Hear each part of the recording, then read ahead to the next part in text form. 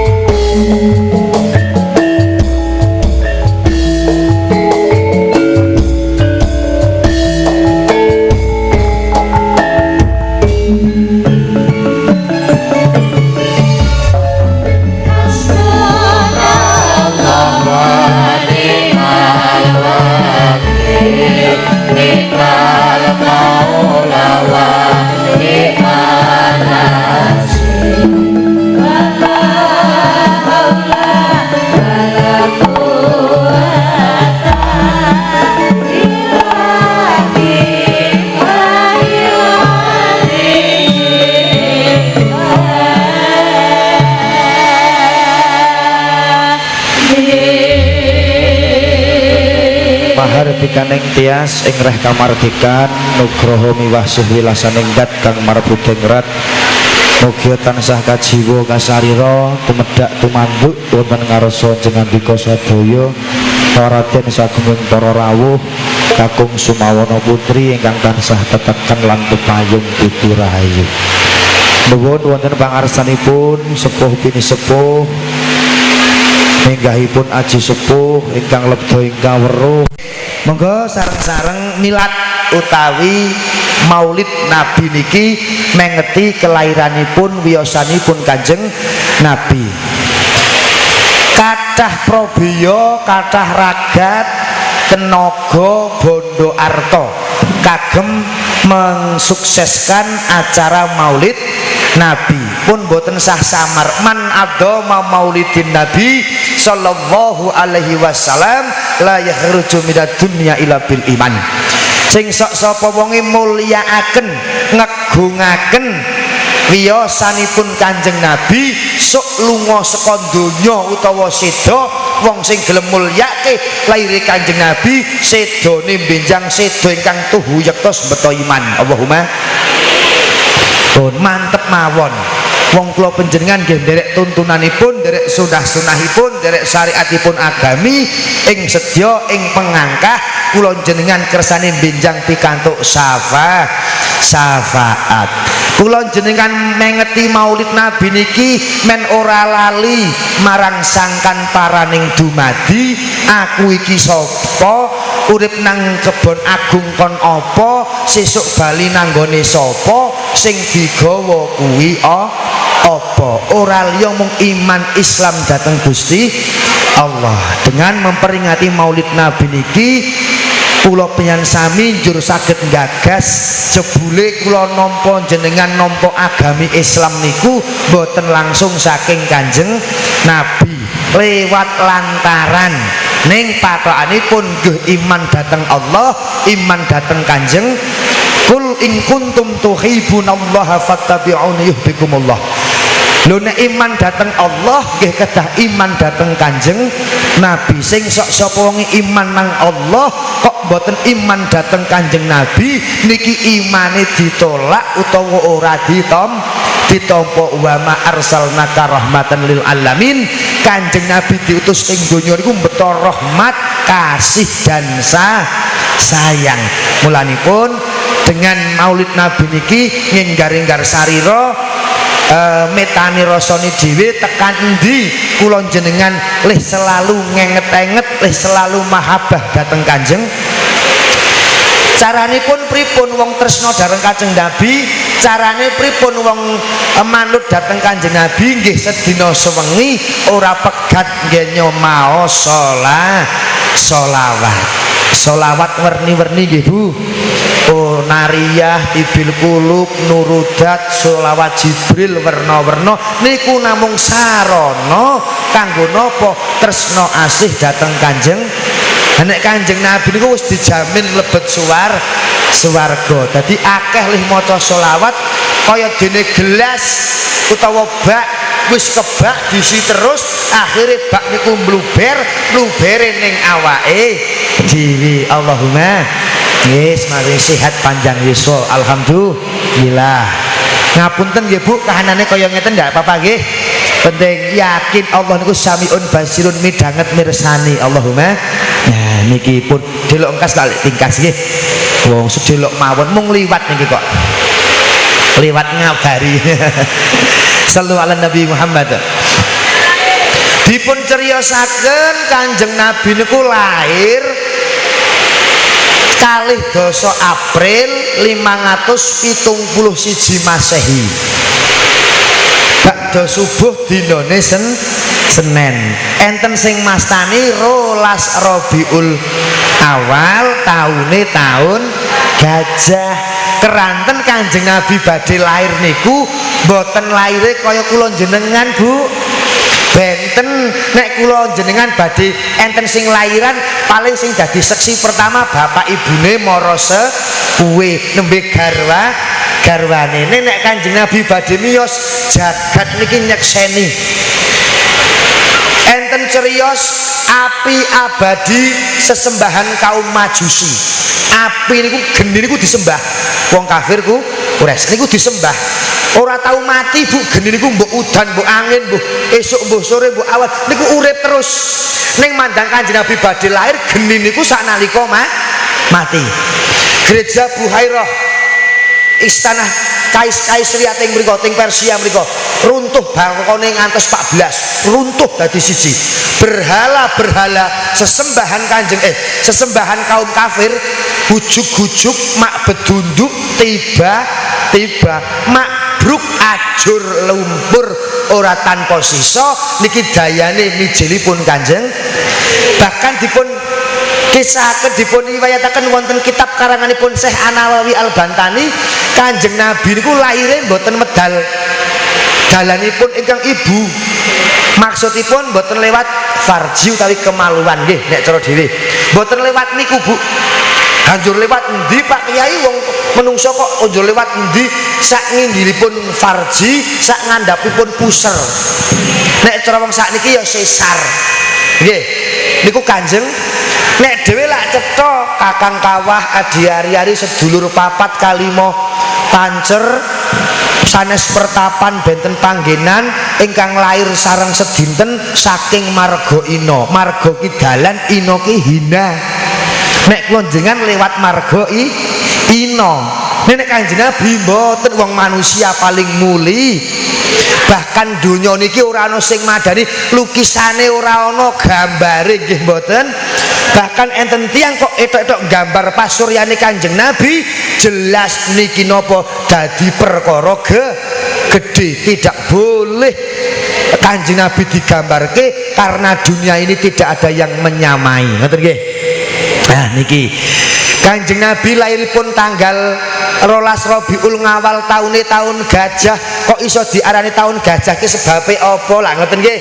Zaman semanten enten gubernur saking Ethiopia. Gubernur saking Ethiopia. Gubernur Aksum niku menguasai wilayah Yaman. Nggih monggo saged majeng mulih sampun tingkas Allahumma. Nggih gending santri pancen kondang nggih. Sampun tingkas Allahumma. Nggih. Wilayah Ethiopia ingkang menguasai wilayah Yaman. Sinten asmanipun Raja Abrohah utawa Raja Abraha. Niki ngiring bala prajurit tentara kathah numpak gajah, etok-etoke arep menghancurkan ngora-arik ngebrukke Ka'bah. Nggih. Pak udan kok.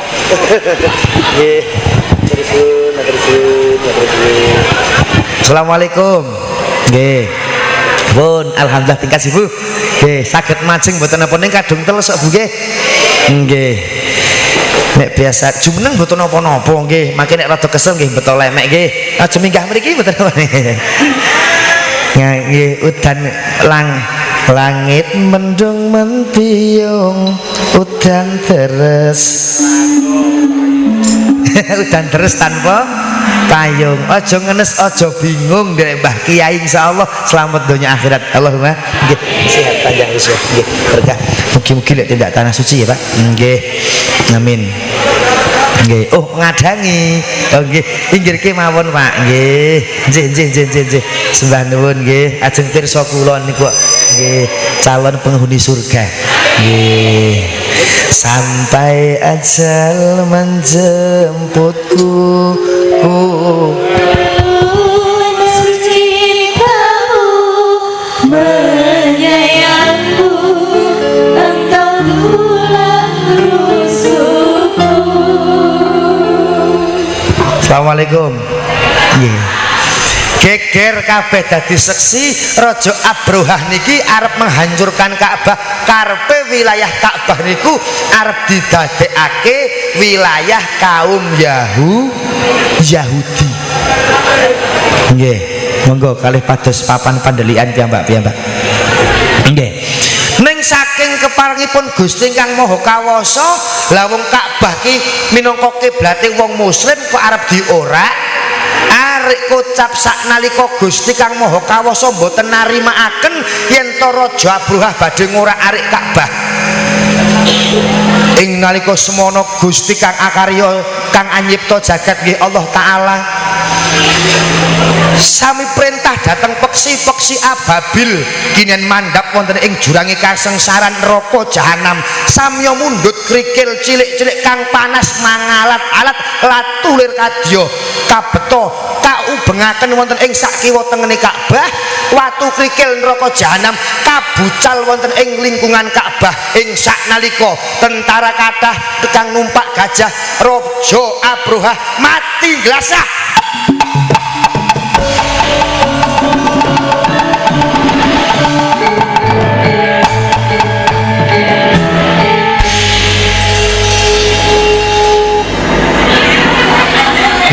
Jaranan apa pengajian ngono.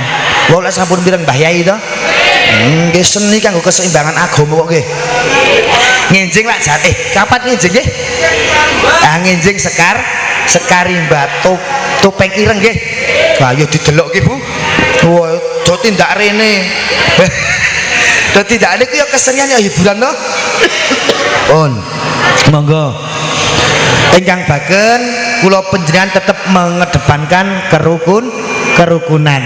Tambah rukune, tambah barokahe, tambah rukune, tambah sehat awake. Allahumma mergo warga Giri Tirta niki sagedipun pengaosan kados ngeten agenge tasih gelar pentas seni ya selawat ya kesenian niki mergo patokane do sami rukun. Nek ora rukun ya ora bakal kaya ngene. Mula rukun agawe santosa yen cerah niku agawe bubrah. Pun Kanjeng Nabi lahir.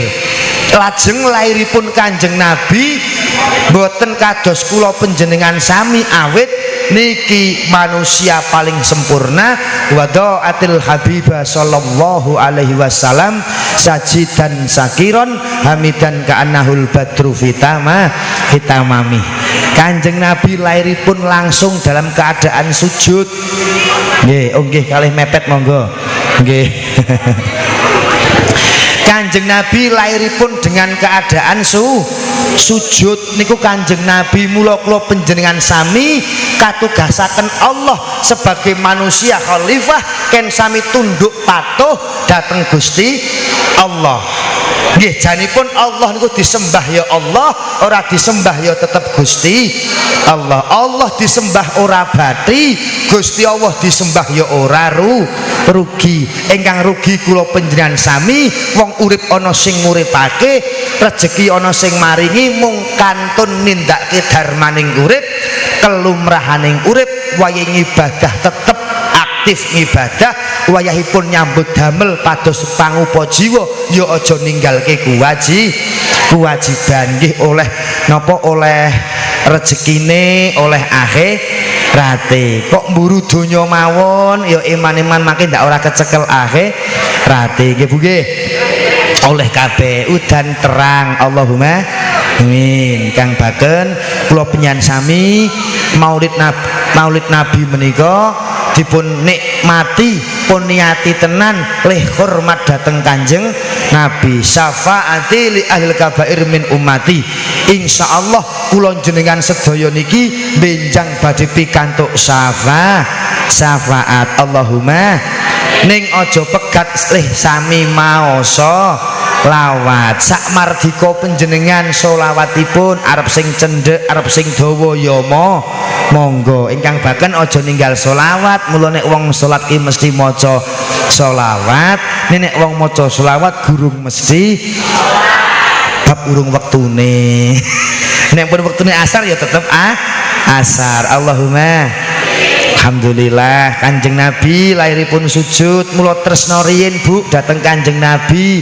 Carane tresna niku pripun? Dieling-eling asmane, disebut asmane, diwaos sholawati niki lantaran kula jenengan tresna dateng Kanjeng Nabi. Bab wong tresna niku mesti dieling-eling, wong tresna niku mesti ora tau dilalekake.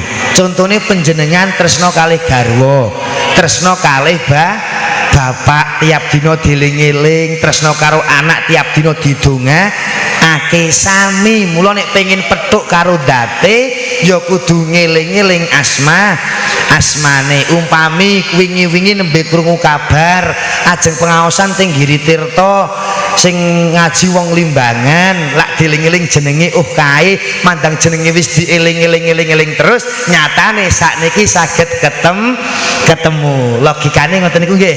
Nah, mula terus dieling-eling setiap saat. Mergo kok do maulidan ki mergo napa? Nggih mergo tresno. Aja meneh kok Kanjeng Nabi wong anake dhewe tiap taune diulang ulang tahun tumbaske roti cebloki lilin. Gawe apa disebulke plendungan. Mula anake mung plendras plendus. Kayak lilin wong cedhap kedip. Kala-kala gek tumpeng sego kuning gaweke ingkung matur Mbah Mudin mbake kon ndungani Allahumma ya roti barangke ora apa-apa ning mbok rasa sebuli lilin barangke ya ngopo. Nek kula melarak gawe oncor sesuk. Dadi bus ki jan gedhi to. Nggih enten ngertos oncor to, Bu? Wah, nek iso kuwe tari sak meten iki gedine, sak degan iki to, cebloki oncor sing pring petung nika. Dadi wah lak ya murak-murak to. Nggih, ayo niku wong mboten adate wong muslim nggih. Wong Yahudi nyebuli geni niku to, mergo wong Yahudi niku cok nyembah gen. Ayo sing ngerti ya wis sing ora ya ora apa-apa nggih. Tumeng sego kuning niku to dikeki ingkung langsung dikepung bareng ngundang kanca-kancane bocah ayo nang do bancaan anakku ulang tahun tak njur ndongaake dongane wong siji kok mandi ngungkuli kula jenengan sing wong sakmene kae ya niku ndongaake ulang tahun tanggane lairan wis contone tanggane Giri Tirta niki nek enten tanggane lairan tok sami do tilik ngoten nggih. Ha niku contone tanggane lairan wis do tilik melu seneng. Kamangka sing ditileki niku ora ngerti sok gedene dadi apa mbak ditileki nyatane nggih. Nah wis mantep mawon manut enak iwake nek manut Mbak Kanjeng Nabi penak awake Allahumma pun. Ingkang kesel ngadeg-ngadeg ndodok bareng rada semutan nggih Bu. Nggih rantun Jawa to nggih nek wau ya jan mboten jan apenak to nggih. Ya wis luweh wis sithik engkas lek pun. Assalamualaikum. Nah, Kanjeng Nabi lir kadya jamrut mutiara emas intan permata yang dunia ini tidak ada tandingannya. Mula Kanjeng Nabi pertama napa ndawuhke kula jenengan kon jaga kula remen dateng Kanjeng dos pundi Pak? Sakmenten iki. Oh. Kula jenengan pun dawuh napa remen dateng Kanjeng Nabi niku karena pertama laqad kana lakum fi rasulillahi uswatun hasanah. Kanjeng Nabi niku suri tauladan, contoh sing apik, contoh sing becik. Mula ora ninggal tata krama sopan santun matur sak matur ngagem basa sing tumata, basa sing nganggo tata lungguhe ngadeke tata krama saben dina. Wong kok nganggo tata krama adoh saka mungsuh, adoh saka panyendu. Allahumma ha cobi to omong wae basa ndak ya rak mungsuhan wong alus-alusan to nggih. Kecuali nek gontok-gontokan. Nah niki negara lak ya gek ana sing gontok-gontokan to. Wis maringi lek rampung aku ngoten to. Nggih tata krama alus termasuk ibu. Nek matur karo bapak alus. Basa mboten Bu? Oh mboten. Oh ayo apik ya Pak. Oh isin. Basa karo wong kakung kok isin. Karo wong liya kok basa. Karo sing ngeloni kok ora. Njur piye ki kok gedhing aku. Karo wong jaba wae matur alus kaya ketoprak kok karo sing kakung ora ki lak ya kamu kok mafil abafil abna. Apapun yang dilakukan orang tua bisa jadi ditiru oleh nggih. Nggih, ibu nek ya ora kudu mlipis to Bu, nggih. Ora kudu njur kaya ketoprak niku ora. Semang sinau ayo sak umume, Pak. badhe ngunjuk apa arep dahar karo napa Pak ngoten niku to niku wis alus nggih amadang luweh ora luweh tak ngombe luweh ya luweh ora luweh ngen gawe dhewe kono gerang kok ladenane ya ana ki nek kene ora ana nggih ora ana lho nggih niki basa niki wah budaya paling napa budaya paling istimewa niku wong tata krama wong Jawa nggih Jawa ya tak gawa Arab ya tak garap warga Giritirta niki sinaosa agamanipun Islam Kebon Agung niku ya Islam ning lih manggen teng tanah Jawa mulane Giritirta ora ninggal seni tradisi adat dan budaya niki pengajian ngisuk apa topeng irengan utawa keseni niku juga siar agama wong Mbah Wali Songo ki nyebarke agama lewat kesenian nggih ana sing digawake kesenian ana wayang uwong ana ketoprak uwong nek toprake ya uwong ya wayang uwong wayang kulit kok ketoprak uwong ketoprake ya uwong to kurdo mulat uwong kabeh sini kok nggih to nah niku wayang wah-wahane tiyang wali yang membuat gawakne kempul dituthuk kondo kumpul tuthuke gong nek wis do kumpul ayo kondo jagong niku ya sasmita saking Mbah Wali tengah-tengah acara kondo maca kalimah syahadat kena nonton ning do wundu dhisik lho terus maca nyatane ora ngilangi adat tradisi seni lan budaya ning agama tetep ngrembaka dadi lan kuncara Allahumma warga Giritirta ki ya kompak Kebon Agung ya kompak ya pengajian sing rawuh ya sakmene kae mula matur mawon kalih panitia desa dusun Giritirta acara ramene kaya ngeten nek saged kon gawe seminggu pisan ana sing muni bodol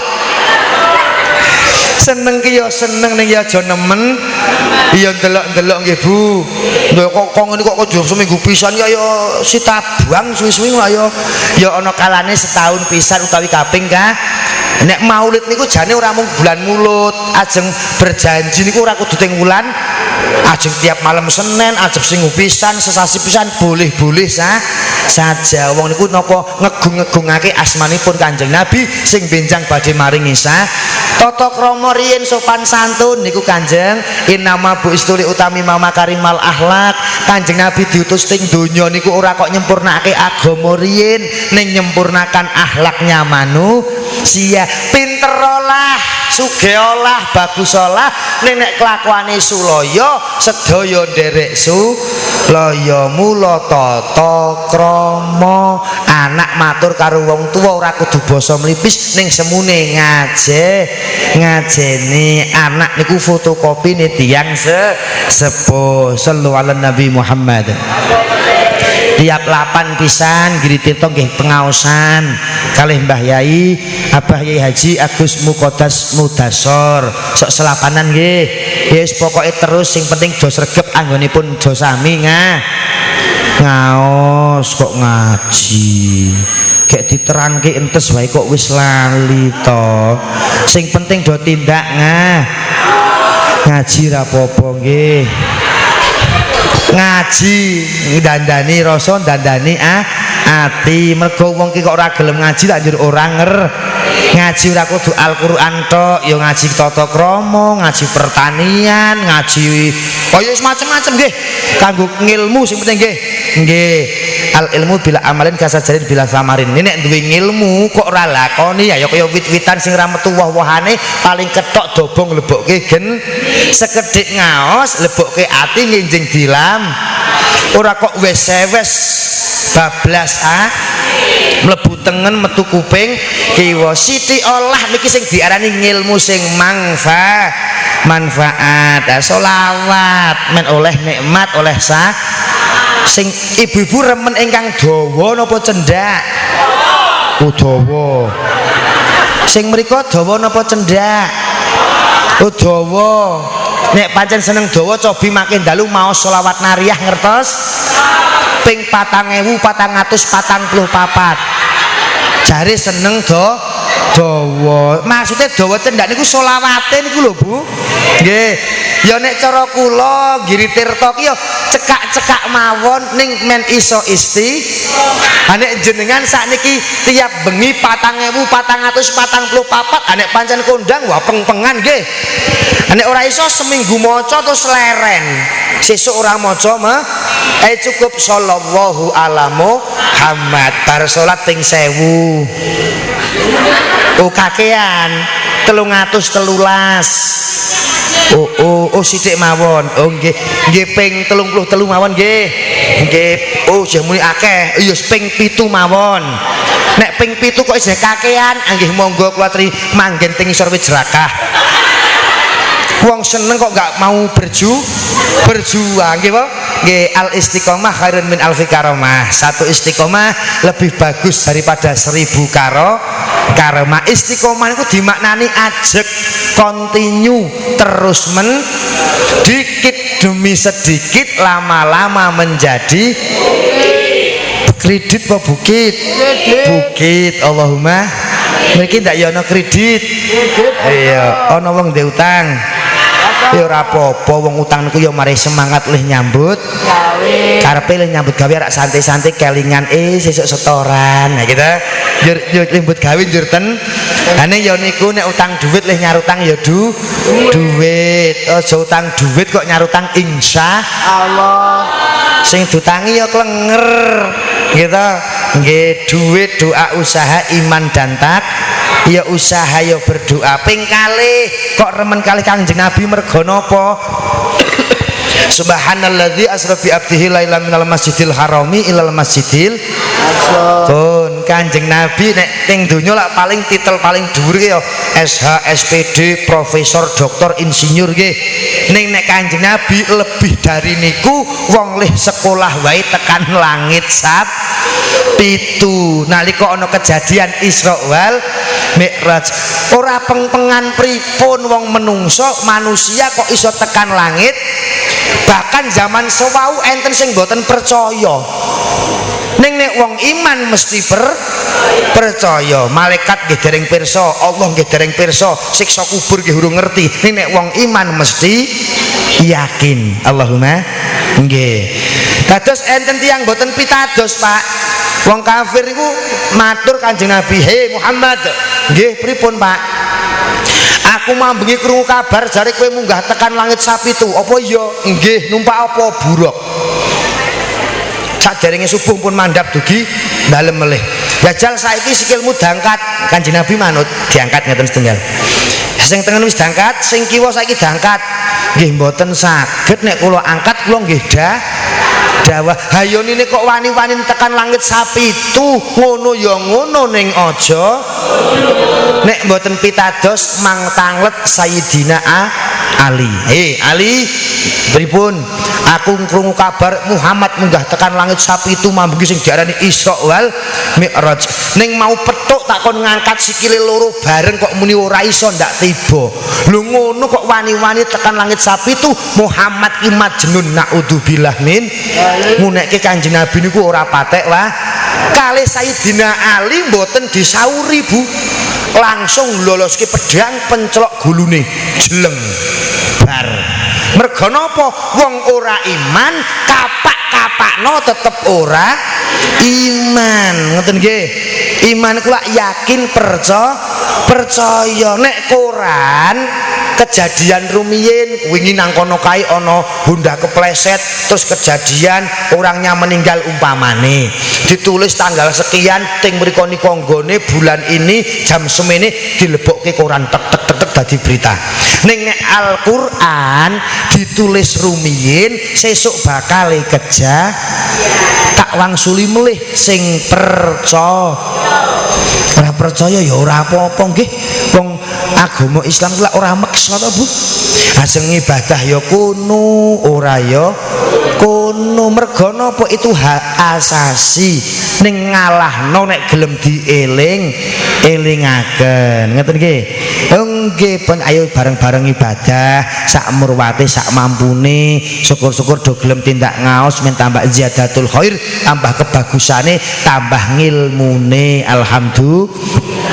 Nah ping 3 kula remen dateng Kanjeng Nabi mergo napa kok do maulidan ayo mergo tresno tresno sing nomor 3 ki apa Kanjeng Nabi asmane jejer kali asmanipun Gusti cobi manusia kok asmane jejer Gusti Pak manusia hebat to Bu hakik kula jenengan asmane jejer Pak Lurah wae mboten to niku kok jejer Kanjeng jejer Gusti Allah la ilaha illallah Muhammadur Rasulullah. Dan niku kaping sekawan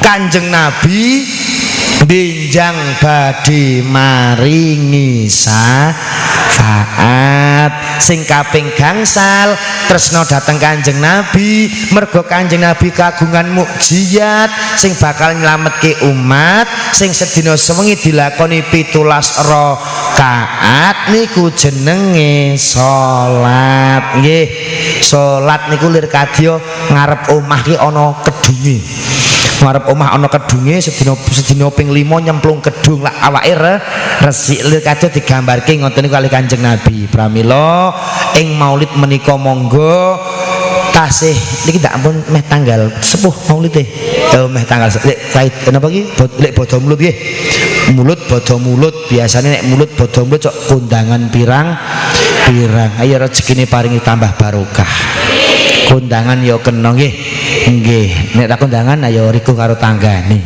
wong pirukunan toh urip teng desa niku lak mbutuhke tangga to Bu bahkan Kanjeng Nabi dawuh nek jangan nek masak sendiri makan sendiri cuci baju sendiri tidur pun sendiri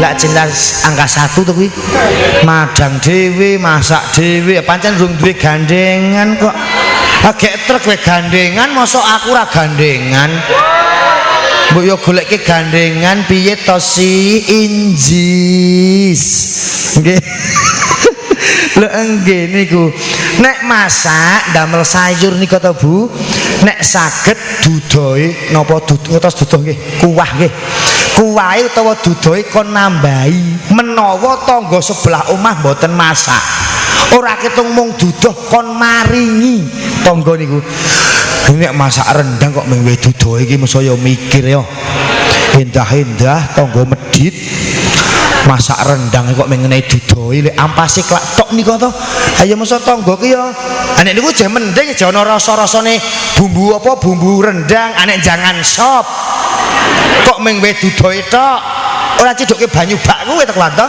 nyata wei tangga ki yo gotong yo ngrenggo mboten saged urip teng desa kok ora mbutuhke duwe gawe sing rewang tangga nyunatke anak sing kondangan bubaran duwe gawe sing belek-belekke tangga nek ngitung sumbang ora butuh oh diitung dhewe ya Allah Mbah Putri aduh ya Allah minum kiranti sehat Mbah Putri nggih ya Allah panjang yuswa nggih ngageme kok jan semangat banget nggih ajeng anu ayo do oh tim ayo do mangkat enten sing numpak montol kol apa pickup napa Bu nek mriki kol angkot sing mboten enten tutupe iki napa kol bukaan kol brondol kan kula ana sing numpak kol brondol arek mangkat pengajian iki kepeksa je jamiah gibahiyah kok tak tamatke tak numpak motor lah jengluk-jengluk ngantek gejeduk-jeduk aja ngene kae lho nggih mriki enten jamiah gibahiyah mboten to mbok muni nono to Bu men paringi slamet Allahumma amin lah jalane lak jenggolan niku bar pasar jero musala niku lho tak ana jegluk karo ini kantok kae bocah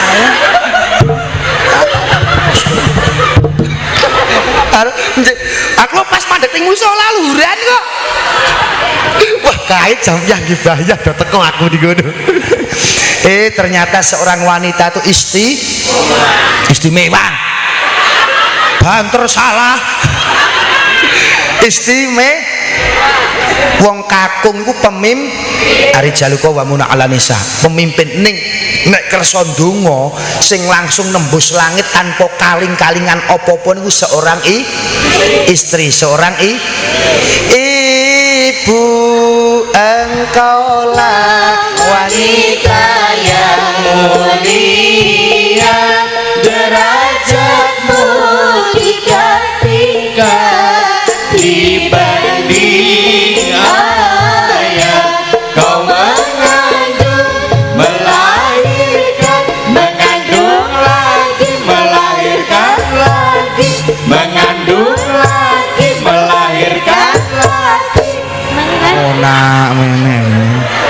jare banyak anak banyak anak niku tabungan anak niku deposito anak niku invest sakniki jenengan nembe sami ndongake anak putra wayah sing nembe sekolah nembe kerja ning ana saate mangke kula jenengan ya butuh dongane anak aja muni alah anak ora iso ngaji ya luweh sok tak njaluk tulung tangga aja tangga ki ora pethek gelem ndongake paling ya sedina rong dina telung dina patang dina limang dina 6 dina mitung nek bar niku wis wegah nggih mboten gelem ndongake neh paling nek matang puluk anek dundang anek ora bakal ndongake gremeng malah iya indah-indah tonggo cepak medhit kakekane tenan 40 ra ngundang gek masak enak awas diteni dadi godhong uraan nyuwek dadi brambang uraan ngrajang dadi banyu ditenono sesuk banyu uraannya nyawu ya Allah Mbah Putri Assalamualaikum niki termasuk Kanjeng Nabi saji dan sakiron Kanjeng Nabi lairipun langsung sujud ngucap syukur dateng Gusti Allah wong sing tambah syukure tak bakal ditambah nikmate ning kok kufur marang nikmate Allah lahnate Allah sangat pedih ning Allah niku maha paring pangapu sepira dosa kula jenengan kok gelem njaluk ngapura Allah cecawis pangapura mula aja kendhat lih tobat dateng Gusti bar salat maos istighfar merga napa istighfar ku nglancarke sedayanipun umpama panjenengan nembe kagungan reruwet reribet napa mawon istighfar sing kathah astagfirullahaladzim nek dosake wis di ngapura berarti kan kabeh bakal diangkat derajat hajate anane ndonga suwi ora di ngakabulke lak mergo kakean dosa ya nono menungso sing ra duwe dosa nggih kabeh duwe ning ngalahno nek njur njaluk ngapura aja wegah aja susah aja minder nek wedi karo macan ya adoh sing sak adoh-adohe nek wedi kali Allah nggih nyepak sak cepake amin Allahumma ingkang baken ngoten niki mau tresna dhateng Kanjeng Nabi sujud salatipun Pak Bu nggih nggih bareng-bareng kula nggih gek latihan monggo sami latihan dandani salate ayo kadang wong lak yo golek rezekine ning sok nglirwake agamane nek nggih tirta kebun agung sing rawuh niki muga-muga ora Allahumma nggih dadi lamal hayatad dunya ila mataul ghurur donya niku nek ora ngati-ati iso miceki mata ati kadang apa-apa duwe arek ibadah rasane lho ibadah niku nek ora Allahumma dipeksa kanthi nang wedi nang pangeran wegah 5 menit kok urusan karo Allah niku suwene ora karuan abote ora karuan ning sak jam kok urusan karo menungso jan gampange ora nggih ora karuan lah cobi to rempon awit jam 09.00 esuk tekan ngeti-ngeti dhuwur to nyambut gawe jam 7 mangkat ngeti-ngeti wis adzan luhur kenang sawah Allahu akbar. Wis luhur terus medun ring kali. Wisoh ngertine nggih arak undu jebul wisoh tok terus madang. Oh ayo engko mati bar maem sik gek. Ya yo langsung bali ya. Tekan mah bali terus siram, siram terus ayo katokan dhisik mosok kok njur arak wudo. Katokan sik bar katokan klamben langsung kemulan ora sidoso salat ala mung mang menit kok nggih Bu nggih mboten angger tiyang sing diparingi rahmat kalih Gusti Allah gelem bejo sing jenengan diparingi ati gelem salat ku bejo-bejane wong sayyidul ibadah puncake ibadah niku teng salat mula sajidan Kanjeng Nabi lairipun langsung sujud niku Kanjeng Nabi sujud niku wah jan indah Bu umi-umi nang lemah ning dirungmirengke karo langit tenan umi-umi niku to mula nek sujud niku aja kesusu nggih. Kanjeng Nabi ngoten niku nek sujud ora kena kesusu.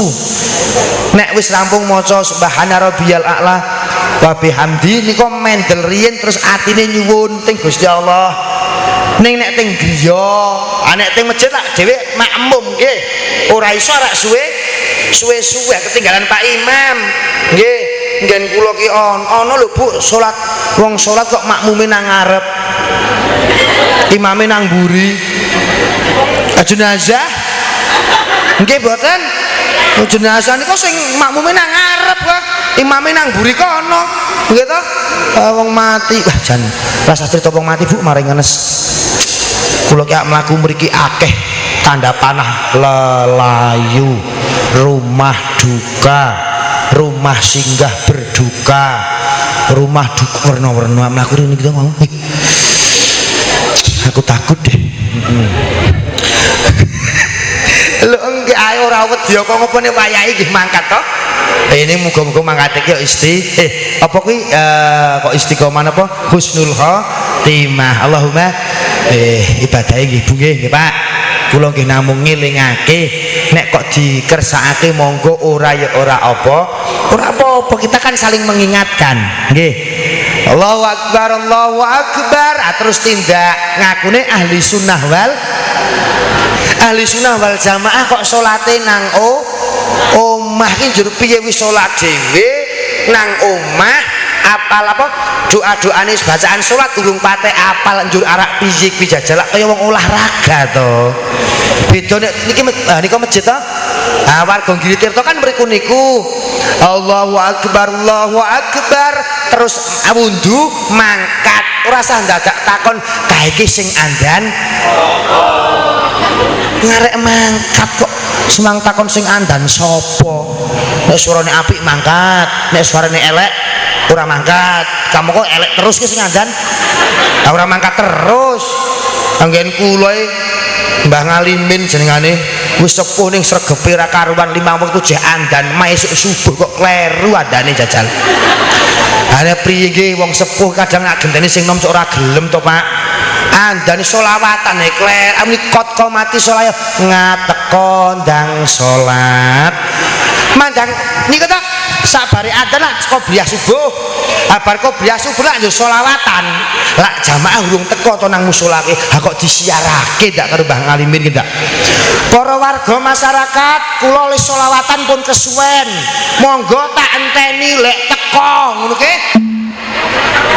Cemah disiarke sak ganjarane apa ora ngerti nek salat subuh jamaah kaya dene lebih baik dunia seisinya kok dene salat sewengi nutuk mending ngono ki selawatan meneh burung do teko lan siarke meneh mbok lek dorene to aku jan serak-serak aku tak ya kula ngalahi to gane tok te masjid kula ning gandeng disiarke tok tak ring musala aku masa iki Mbah Ngalimin wong loro tok mbek kula niku. Allahu akbar asyhadu alla ilaha illallah asyhadu anna muhammadar rasulullah kayala salat kayalal falah ngateko ndang salat ketekuk mati ora Allahu akbar la ilaha illallah. Mbah nggo jan sing sepuh lah ya kula napa maringke sing sepuh to Pak wong ngono ya ibadah to monggo Mbah rasa sampeyan wae mboten kula sing nom ndak malah kleru nggih tenan wah maju ring pengimaman kula kalih wong loro tok Aku Mbah Ngalimin kok ngelinguk. Rapatkan barisan. Kula lak bingung to Pak, agar utahe wong loro kok muni rapatkan barisan. Apa barisane demit apa piye? Mandang aja ngeplaki kancane to ya senengke ya seneng ning kok ngeplaki kancane. Mangke rampung foto kali kula nggih. Mbak yang pakai baju jilbab itu walah ngantek muk Mbak madhep mriki sarang hiu. Iya aduh nggih mandangi mami Bu wong sepuh ora maido aja meneh wong sepuh wong enom wae kadang sok kleru ngimami. Kula bismillah Allahu Akbar. Lah wis ngono, aku lak terus sholli fardhu subah Allahu Akbar. Ha kok meneh Allahu Akbar. Aku lak batin Pak.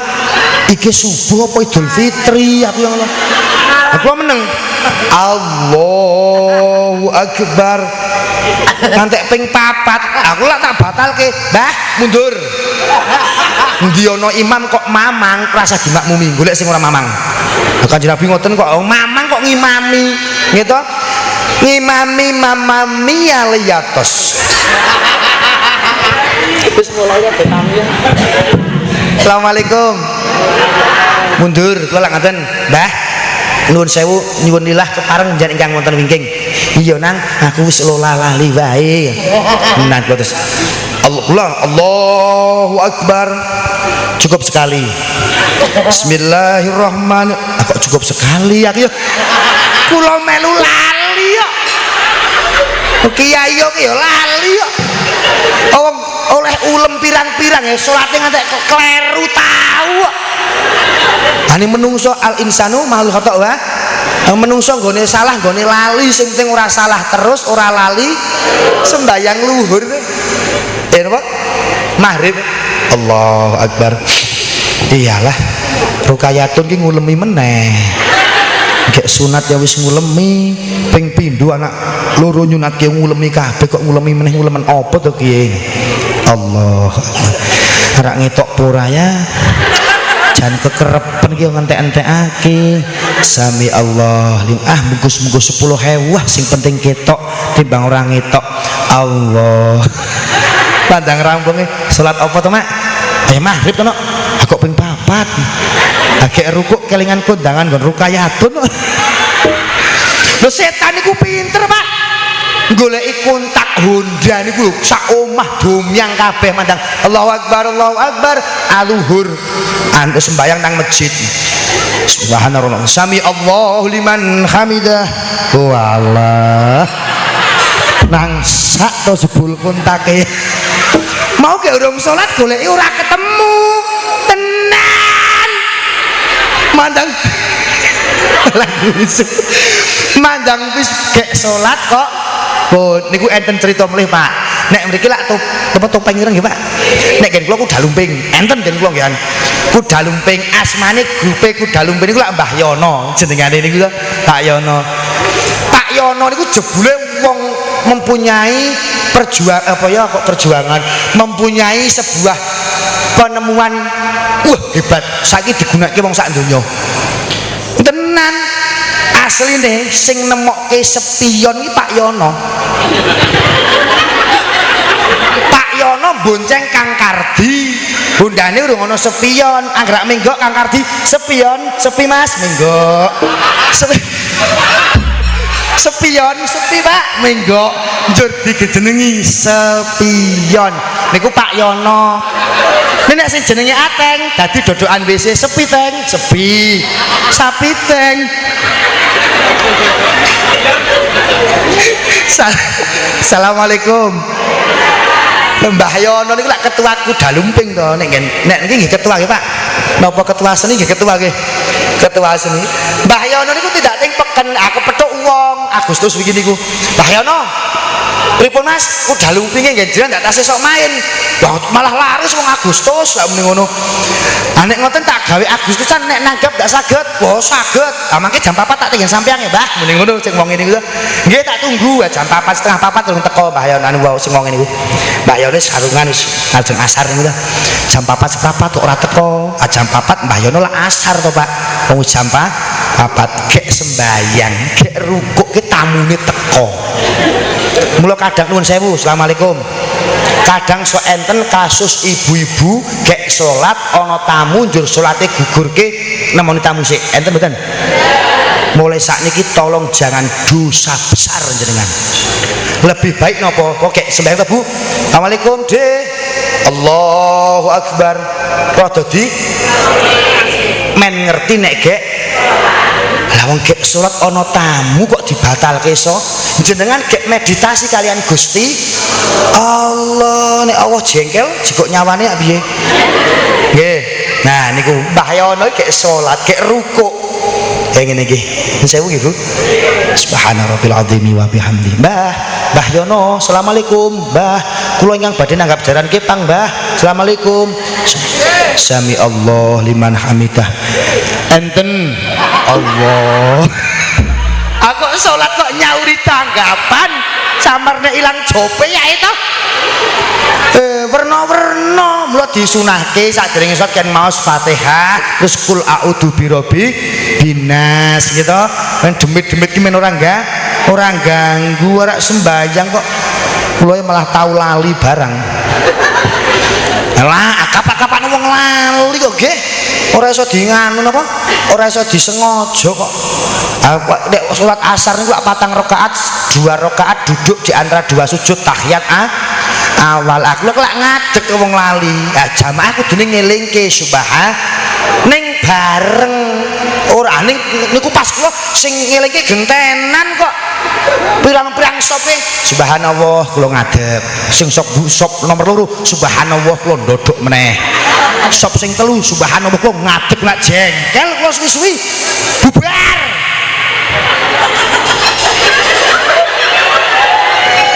nggih ndak usah tepuk tangan ini bukan manuk emprit inna sholata kanat 'alal mu'minina kitaban mauquta satuhune salat niku wajib tumrape wong mukmin lan wektune wis di waktu ada waktunya masing-masing ayo padha salat berjamaah ganjarane langkung kathah ayo padha salat berjamaah derek dawuh Rasulillah dadekno bakulida yen ku bersembahyang sareng-sareng iman jawiridan dadekno bakulidan yen ku bersembahyang sareng-sareng iman jawiridan go sholawat marhaban ya nurul aini marhaban jadal hussein marhaban ala wasalam marhaban ya hayatai marhaban ya nurul aini marhaban jadal husaini marhaban ala wasalam marhaban ya hayatai dadekno bakulidan yen ku bersembahyang sareng-sareng iman jawiridan sallu ala nabi Muhammad Allahumma sholli alaihi sholah wa atu zakah warka'u ma'araki'in monggo sampunipun sami maulid nabi niki kula panjenengan Ramadan iki tambah lih istiqomah. Amin. Tambah lih tumakninah, rezekine paringi barokah kathah, kena kanggo tindak ziarah nyang Mekah lan Madinah. Kok angger jenengan ajek dengan solawat, insya Allah ora suwi lek iso tindak ting makome Kanjeng. Sing penting ajek cara sedina 10 ya berarti tiap dina 10 cara sedina 50 ya 100 ya sedina 100 terus tiap dina niku jenenge istiqomah. Ora kudu kathah kok nggih Bu, sing penting ajek Mbah Putri nggih. Nggih sehat yuswa panjang yuswa Allahumma. Iki ibadahipun salat niku pancen gampang nek ora dingilmoni. Nek dingilmoni jebul salat niku ya angel. Mula matur Pak Kiai Bu Nyai, piye carane kula kudune salat mergo niku derajat paling mulya. Umpama jenengan ora kaji ora umroh bareng mboten napa-napa wong mboten gadah wong rene nggih kudu nganggo ragat akeh. Ora poso Ramadan umpama gek lara ya ora apa ning ya nek wis mari tetep ngijoli utawa wong gek hamil utawa wong sepuh sing wis tidak disawang wis ora kuat poso bayar fidyah. Ora zakat umpamane wong pancen aja meneh kok arep zakat to Pak, wong sing tak ngguwe barang silian wae wong kabeh umpamane ya malah karo ambil diparingi zakat. Nek ora salat mbuh kuwi pangkat, mbuh kuwi rakyat, mbuh kuwi sugih, mbuh kuwi melarat, nek salat tetep wajib dilampahi. Ngoten Bu nggih. Kanjeng Nabi alaipun terus sujud, terus syukur dateng Gusti Allah. Ya ana hablum minallah karo hablum minanas, ya eling nang Allah, ya eling karo manungsa urip teng ngiri tirta kebon agung niki mboten saged urip dhewe, butuh kita. Mula rasa sok grup-grupan, ndak ndadekke pecahan, sing duwe gembul sing duwe, sing ora duwe gembul sing ora.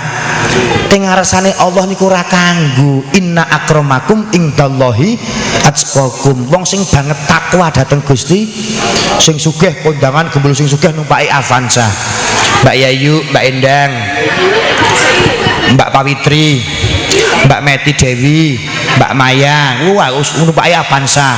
Nek Yutun, Yunah, Yumi numpaki kol brondol sing oh sangune nek sing Bu Maya, Bu Meti, Bu Pawitri, Bu Pramesti yo apel, pir, anggur, ombenane Orson gitu. Coca-Cola niku lho. Wong ana ibu-ibu sosial media sosialita kok sosial media. Sosialita nek sing Yutun Yunah ya tahu goreng, tahu sumpel, bakwan, gedang goreng sih lomboke 10. Iso njonor. Rasa grup-grupan di mata Allah kita bukan bahu berbintang, bukan leher berdasi yang kudambakan, pria yang punya hati, bukan alis berukir, bukan bibir berkincur, yang kudambakan gadis yang punya malu. cinta karena dasi Sisi akan segera basi, cinta karena gincu akan segera layu. jabatan perlu Sek ngopo to buka melu ngene-ngene jenengan ke jabatan perlu, tampan pun perlu, bahkan emas permata, tetapi cinta di atas segalanya. Berhias perlu, Cantik pun perlu untuk akhirat cinta, akhlak mulia hiasan yang utama. Wajah indah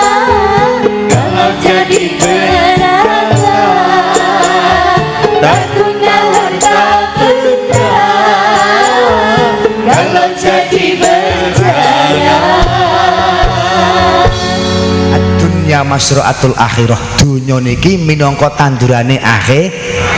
Nek teng Giri Tirta Kebon Agung kok nandur lateng, sok nang kono ya gatelen. Mriki ndak enten tanaman lateng, Pak. Lah niku nek kenang lak gatel itu niku. Nek nang kene kok nandur lateng, sok nang kono ya gatelen nggih mboten. Makanya pakai kalpanak. Nek teng apa ta bunjirane lho guyu kok rembang ngantek ngono. Halo Besti. Nek teng mriki nandur kemadu sok nang kono ya bica-bitu dantemi malaikat. Fama ya'mal miskola daroting, sebiji sawi pun perbuatan akan ada balasannya. Mula ngati-ati kelawan waspada termasuk njaga lesan, njaga lah. Niki ketoke mung sakmene, nek ora dijaga ngenteken logika mawon Bu, Mbah Putri, Bapak, awit lahir ngantos sak menten sepuhe empun teras beras pirang ton. Gitu. Niku sing ketok to Bu. Nah niki jenengan ki mending darep-arep swarga napa ngarep-arep swarga? Darep swarga niku ngarep-arep 4 kriteria, 4 golongan. Al jannatu mustaqatun ila arba'atin nafarin talil Quran. Nah niki wong sing do sregep istiqomah maos Qur'an niku mboten saged ke Pak Yai. Ayo kul huwallah niku ya Fatihah binas falak niku ya Al-Qur'an. Nek ora iso maca mirengke seneng nggih. Nawiru buyutakum bisolati wa qiraatil Qur'an. Padang ana omahmu kelawan salat lan maos Al-Qur'an. Kaping kalih sinten sing darep-arep swarga? Wa hafidil lisan. Njaga ngreksa ucapane. Natoni tangga iso njaluk ngapura di ngapura iso. Ngapura ya yuk nyong wingi omong ketrucut iso ngapura ya tak ngapura ya tak ngapura. Nek kon nglalekno ora iso dipikir dadi lara dadi tambah nomrene Tiwas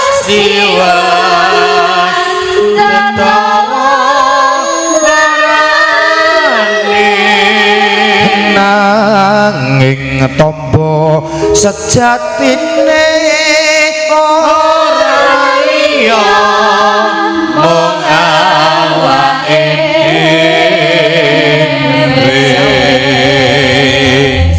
yang fa'umalun walabanun ilaman atallah biqalbin salim. Ada masanya harta dan anak tidak ada manfaatnya kecuali ati sing cepak nang Allah, ati sing selamat saking perkara sing cacat. Iri merit drengki niku penyakit.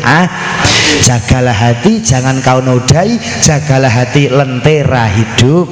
Nek jerone padang insyaallah jabane padang, nek jerone pun remeng-remeng meso jabone tambah peteng. Mula WR Supratman ngendika sing napa menciptakan lagu kebangsaan Indo, bangunlah jiwanya, bangunlah badannya. Nek njobone nek jerone dibangun njaba bakal kebangun, nek jerone dimakke mawon ayo ku njaba-njaba suwe-suwe iso remuk rapuh nggih, lemah lesu letih lunglai. Minum sampo biyon nggih. Wah pun 5:30. Nggih, jam pinten Bu? 1:15. Tukulat nyuwun sewu tak takon, nek dereng sami ngasar to. Mending salat dhewe napa disolati? Hendene kok wong jurung asar barang. Para dulur aja ninggal salat asar, angeling ana panase padang. Para dulur aja ninggal salat maghrib, angeling ana diawasi raqib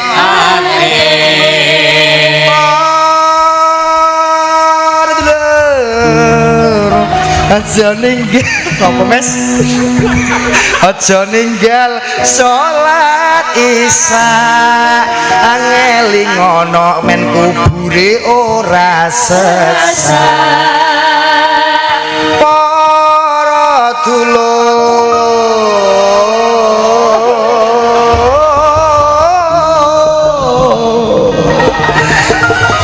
aku dendang malah tekan lagu apa? Aja ninggal salat maghrib apa? Salat subuh mumpung jagate dereng aja ninggal salat luhur mumpung jagate ngelingono sak jerone alam kubur. Assalamualaikum. Waalaikumsalam. Sing rawuh niki ibu-ibu sedaya. Ibu-ibu sedaya. Kata sing rawuh kata niki ampun banter-banter nggih. Mending teng masjid ki ambak napa dipikul beto teng masjid. Nah, teng masjid ki berarti ku maghrib isak subuh sing do muni ring masjid dhewe do ring masjid lho.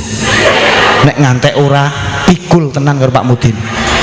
Wong kadang uripe ra tau ring masjid kok mandang mati derek-erek goreng masjid. Imait asar kok. Nggih. Kula wis meh karo tengah jam lho ki mangsamu awet udan deres peteng dedet leli menganlir kadya ngono nggih. Nggih.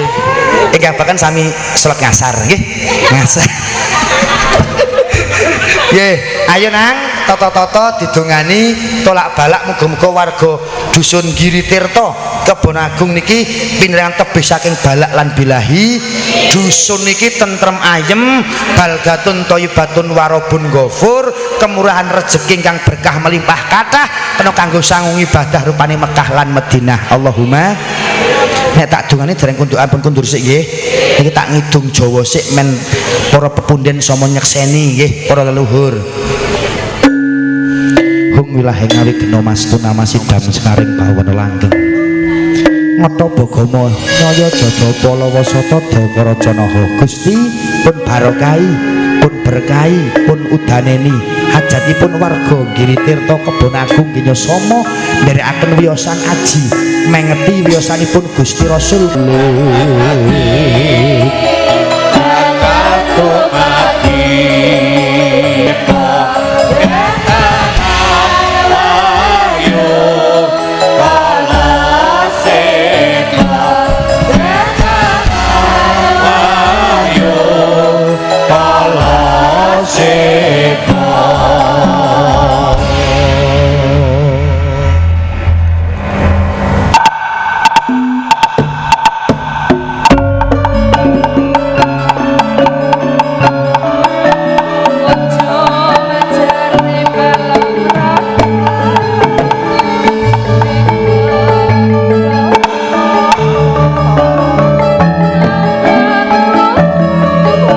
Gusti ingkang maha welas, Allah ingkang maha nasa, Allah dat ingkang maha setunggal, Allah ingkang maha mirsani lan midhanget. Pun barokahi warga Giri Tirta Ginya Sama mengeti waosan wiyosan aji bondo donya tenaga pikiran kagem lantaran wiyosan aji mulyakaken ngegungaken miyos lairipun Gusti Rasul Muhammad sallallahu alaihi wasallam. Giri Tirta tebih saking balak. Balak saka wetan baling etan kidul baling idul lor baling alor mulon baling alor kulon. Balak ngisor dhuwur kiwa tengen ngarep mburi.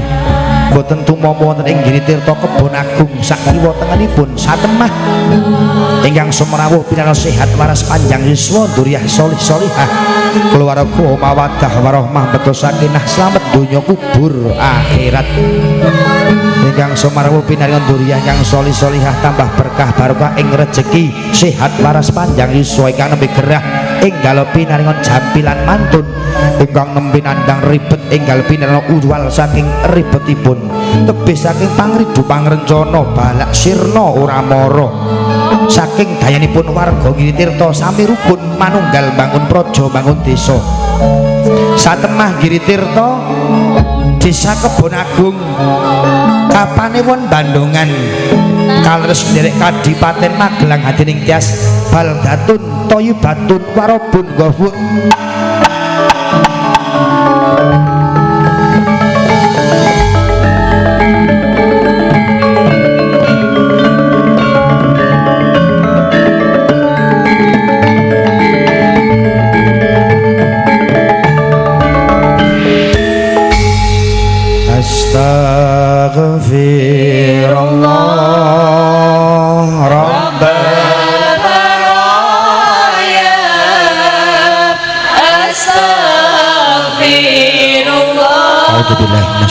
rajim. Bismillahirrahmanirrahim. Allahumma sholli wa sallim ala sayyidina Muhammad wa ala alihi sayyidina wal awwalin wal akhirin wa sallim radhiyallahu tabaraka wa ta'ala an kulli sahabati Rasulillah ajmain.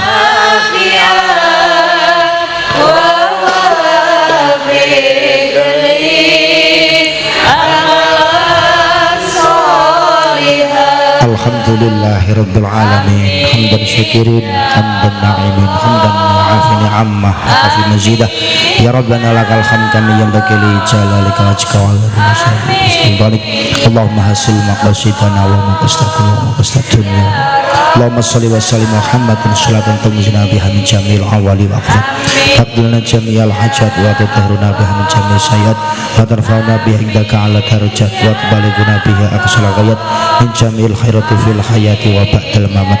Salatu wassalamu alaika ya sayyidi ya Rasulullah kutsibiyati khalaq lillati adrikni Allahumma ya hayyu ya qayyum hamim Allahumma ya qahhar ya jabbar alif lam mim Allahumma ya muhaimin ya salam alif lam mim Allahumma nurul barakatil fadilah wa adamul mubin wasiril mubin wa darakatul a'dam basirul barakah wa haqqul yakin Hobi hajati ya Allah kasembatan hajatipun ingkang samrawuh sonten menika ya Allah nurul syafa'ah Allahumma kafaya ain syad nurul mu'jad haikal fadla min Allah birahmatika ya arhamar rahimin Allahumma inna nas'aluka salamatan fi dinina wa afiatan fil jasadina wa iyadatan fil ilmina wa barakatan fil rizqina haubatan qabla mautina wa rahmatan indal mautina wal maghfiratan ba'dal mautina Allahumma hawin alaina fi syakaratil mautina wa najata minan nari wal akhwa idal hisab hasbi min syalil mubi hajatina ya Allah nyuwun dateng panjenengan sedherek samurawuh benjang pikantuk syafaatipun Rasulullah ing ingkang menika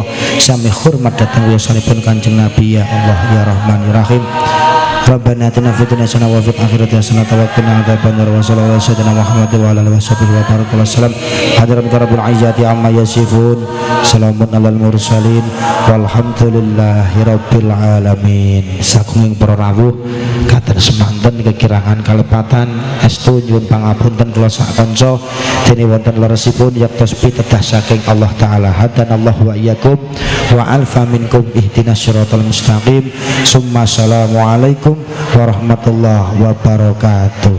Sak sireping Hastungkara mandhapipun wahyu katentreman.